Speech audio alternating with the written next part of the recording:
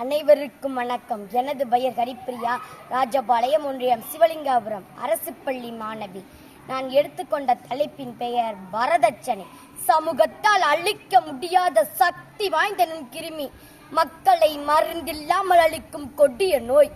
வரதட்சணை என்ற நச்சு விதையாக மனம் என்ற வீட்டிற்குள் மரணத்தை தோற்றுவிக்க மரமாக வேருந்தி விட்டது. பொருளை வாங்குவதற்கும் விற்பதற்கும் மட்டுமே பணம். பொருளும் பெண்களும் ஒன்றா? பெண்களை பண்டங்களாக அடகு வைக்கின்றனர் மணமகன் வீட்டில். பெண்கள் என்ன அடகு பத்திரமா?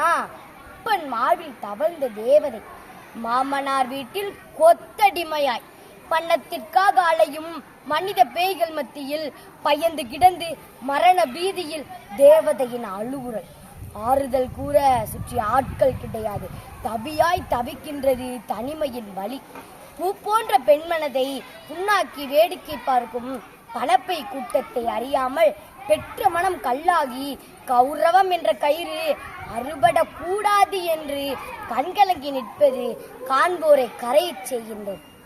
கௌரவம் என்ற வார்த்தை மனிதனால் உருவாக்கியதை தவிர இறைவனால் அல்ல. வீரம் விளைந்த மண்ணில் கோழை என்ற புட்களாய் வளர்வதில் என்ன லாபம்? ஜல்லிக்கட்டு காலை அடக்கும் ஆண்களை அடக்கி ஆளும் ஆளுமைகள் நம் வீட்டு பெண்கள்.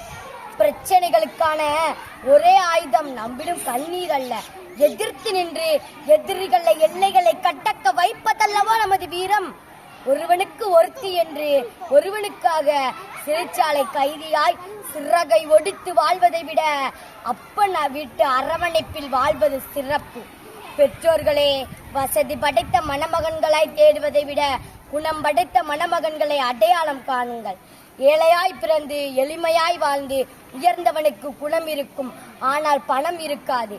பெண் குழந்தைகளை பொருளாக பார்த்தால் இக்கத்தான் தோன்றும். மகாராணியாய் பாருங்கள், மகுடம் சூட்ட தோன்றும். மகுடம் சூட்டிய மகாராணிகள் நம் வீட்டு தேவதைகள். பெண் குழந்தைகளை போற்றுங்கள், கொண்டாடுங்கள். நன்றி, வணக்கம்.